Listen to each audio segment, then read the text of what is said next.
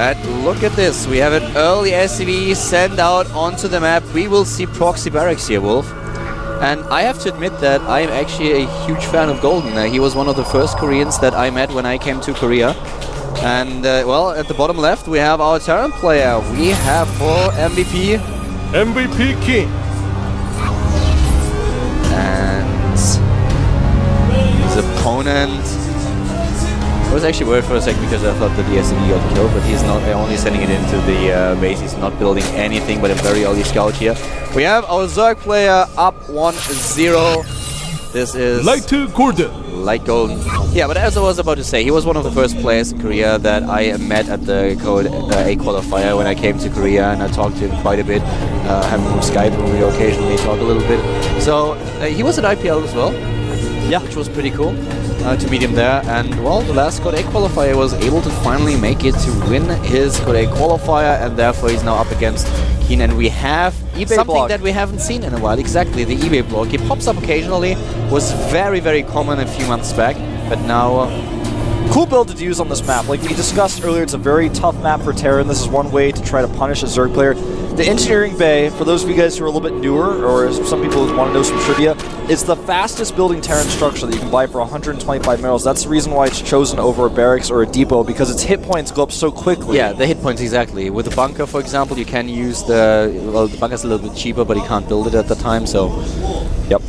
And it's just absolutely great to do this early block. It forces the spawning pool, and then even after the spawning pool is made, it takes forever to kill that. Nice, I like this. Oh my god. This is something that we've occasionally seen on maps like Tal'Darim Altar, where Terran players will use the command center in order to block the choke. So as soon as there's a supply depot, he will be safe, even if there's an attack, a Zergling attack. And this is very smart. This is actually a really cool build. Going eBay block into command center first is something that I have not seen very often, but like you said, yeah, you see it occasionally. It's very common, like you said, on Tal'Darim Altar, like on Belshir Beach, when that was in the map pool, to block the choke with it as well. And Gas going down as well, man. He is just, he's not going to wait for this. What do you think is the mindset of Keen right now? He must be a little bit upset. Going up against Golden, we mentioned it earlier, this is one of the best matches that we are going to have today. It's really, really exciting.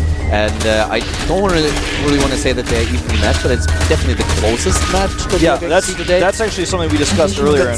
He must feel a little bit upset now. I think he knew that he was the fan favorite, and he knew that he had pretty good chances here, but being down 1-0 now on Atlantis Spaceship, what do you think his mindset is going? You know, I'm thinking about this a little bit. I feel like based on how specific this build has been so far, it can't be something he just thought, I lost the first game, I'm going to do some eBay block. I think he's planned this from the beginning, but I think he's definitely going to be feeling really stressed out. Like you said, we even saw the winner prediction from the foreign fans who went to do that on GOMTV.net. It was like 75% voting for Keen, because he definitely is the fan favorite. He's been in Code S significantly. A lot of people argue, is he Code S material or not, since he's so inconsistent? It's hard to say, but I agree with you. He's got to be feeling a little bit stressed out. His mindset's probably going to be, you know, super, not tilted at this point, but he's got to be so focused. Yeah, at this point, well, I think I would be nervous. I will say I would definitely be nervous, because we mentioned it already that it's very, very hard in the round of 48. If you lose this match, then you are down to Code B. You have to go to the Code A through the Code A qualifier again, and this is so difficult. Some people joke around and they say like, well, actually, winning a Code A qualifier is harder than competing in Code S, and there's a little bit of truth in it. Yeah, it's definitely. I mean, there's less rounds, but it's very situation-based. You have players like Ergendal who get in off of luck, and you have players who get in like Guinea Pig, you know, through a tough bracket, just get through. You have players like Nama, even who participated, and Death Angel, and you know, things don't always go according to plan, but you get far. Yeah, Death Angel was actually able to reach the final. He would beat Sage. Yep. Very impressive to defeat Sage there. Another command center going down here for Keen as he continues his tech. He's getting that starport out. Probably going to be going for Cloak Banshees with this. Very common to see. With the third command center going up a little bit earlier, you don't necessarily see Cloak, but I think we will. It's a very good way to get map control. Double spike caller by Golden at this point. He wants to be super safe. He saw the Hellions already and is now starting to defend. Yeah, these hatcheries are so far away from each other that it's very difficult to defend with the queens alone, because if you only have one queen at the base, the Hellions can avoid it forever. You've got to make that spine just to be safe. And there is the cloak research coming out for those Banshees. This map is so huge. The Hellions now just streaming across the map, trying to do some damage here. We have 4 in total, while Cloak and Banshee are being built. And, well, another hatch too, so he's getting an in-base hatch. And here come the Hellions, trying to get in there, immediately pulling his drones. Yep, very nice control by both players, in fact. He's may just consider going for the Queen here, as the Queen alone will not be able to defend these Hellions. Nice control by Golden, though. No overreaction. Able to keep his drones alive. Close to the spine crawler. Look at that. Actually, just even though he's stacking them, he's pulling them away so soon and so carefully that it doesn't matter.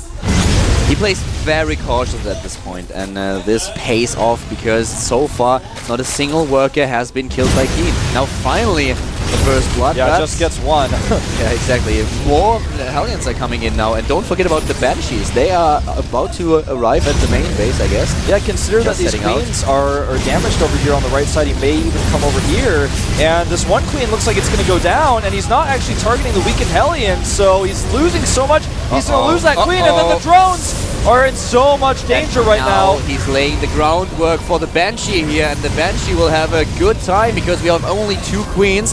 And there it is. And wow, this is going to be very, very difficult. But the Zerglings trying to take down the Hellions.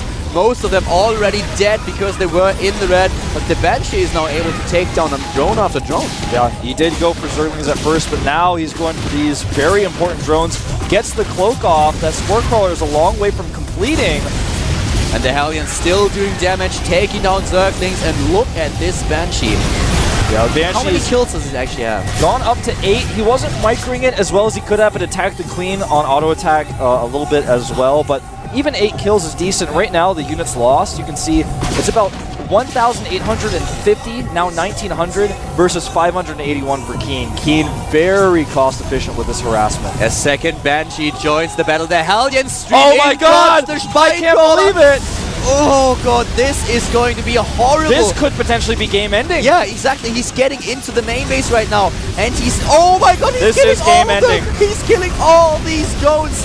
This has to be... How many? Oh, 40. He took down 40 harvesters already. This is game ending. Brutal. I cannot believe that occurred. A nice move by Keen. He read the situation well. He had perfect information of where his opponent's units were. And he said, you know what? I'm just going for it. I'm just going for it, son. You don't have enough to stop my Hellions. I have my Banshees as well, and I'm taking you down right now. Super ballsy, and it paid off. Yeah. Right now, the worker count 58 SCVs to 49 drones. He's droning back up like a madman, but the harassment has not stopped. The Banshee up to 12 kills now, 14. It is just too much. It is simply too much. The Banshee is everywhere, and we still have the Hellions, so as soon as he starts to take down the Banshee, then the Hellions will be in a position where they can roam the mineral line. Finally, the Banshee is down, but this is horrible. The Hellions are killing more drones in the main base as well.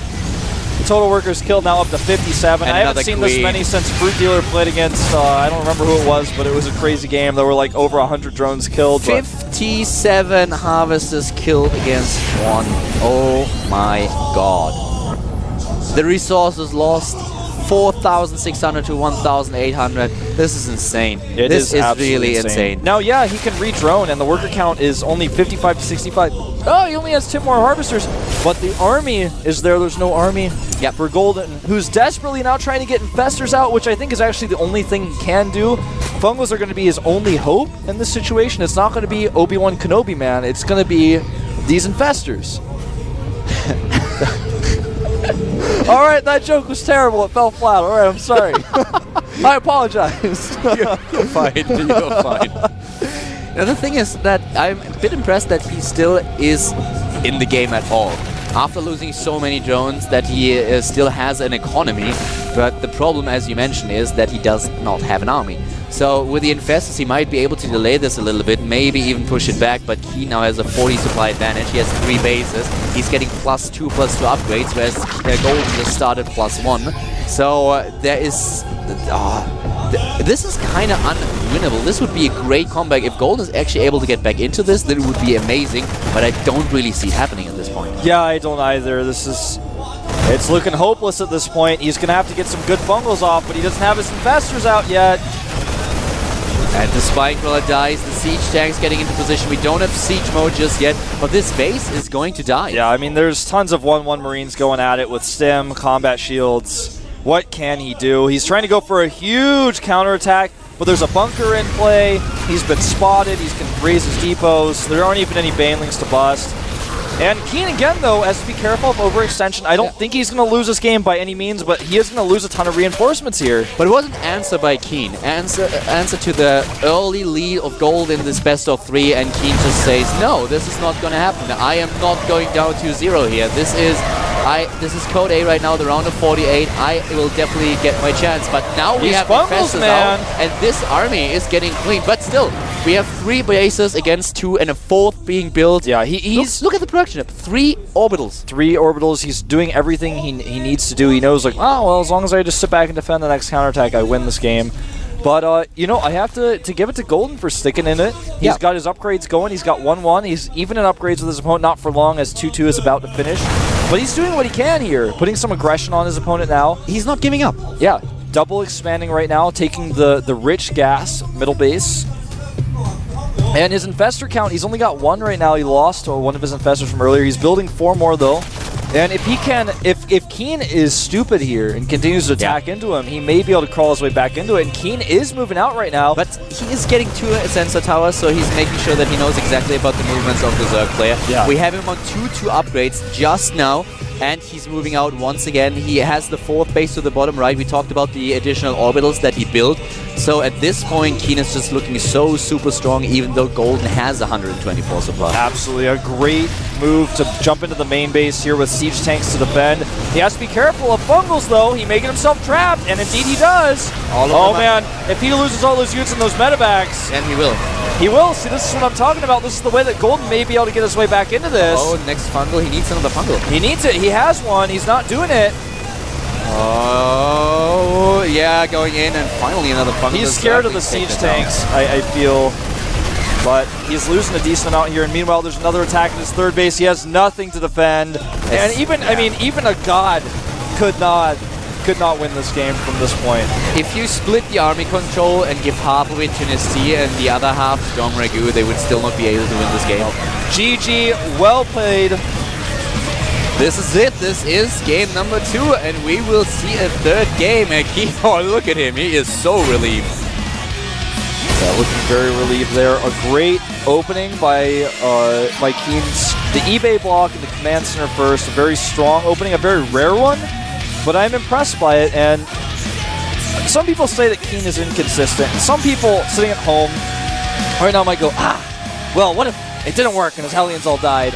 Still, though, he actually had complete vision of the area. It wasn't even a risk to do what he did because he saw what was up. He was like, wait a minute, the door's open. I'm going inside. Yeah, in the opening, the build order that he used, he sent out one of his SCVs very early on. He scouted what exactly was happening. He started with the engineering bay and transitioned into command center with a very nice building placement. So even if there was some kind of early attack happening, he could have blocked with another supply depot, but he knew exactly the pool timing. He knew what was going on, so he could pull it off without risking too much. Very true. He knows also, with the Lings coming out, are they going to go to his base on a huge map when he needs to kill the eBay anyways? The push distance. It's just so... That's why... That's such a problem. That's why this build was so cool, because he sent one of his first SCVs out. That's a pretty big commitment, but he knows his opponent's going to hatch first. It's Atlanta's spaceship. Yeah. So the eBay block, that's why it's not only smart, it's genius. And you could just see that he definitely practiced this map quite a lot, that he came up with alternative strategies, what he could do here. So very nice move by Keen. And the next map, guys, is going to be Ohana. So we will have in the 3rd game between Keen and Golden. And we are once again in this really uncomfortable position that I want both of them to advance. And it's like, it's not going to happen. Dude, I have that feeling sometimes, but what I just try to tell myself is the better player will get through, at least the better player today. And, you know, these 2 players will have to accept that as well. This is it. It's down to the line here. You can see Keen coming down from the up and down matches. His opponent Golden coming up from Code B making a lot of fans here. In fact, a lot of people in the audience very heavily cheering for Golden. They like the underdog today, it seems. He's got the Korean flag on his shoulder, and he has got quite the following. He's a great player. He is a great player, very young, but so is Keen, and I hate to see one It gets me so agitated just thinking about that one of these two will drop down. But, well, the game has started, guys. We are heading into the third map. It is Ohana, Golden against Keen, GSL, Code A.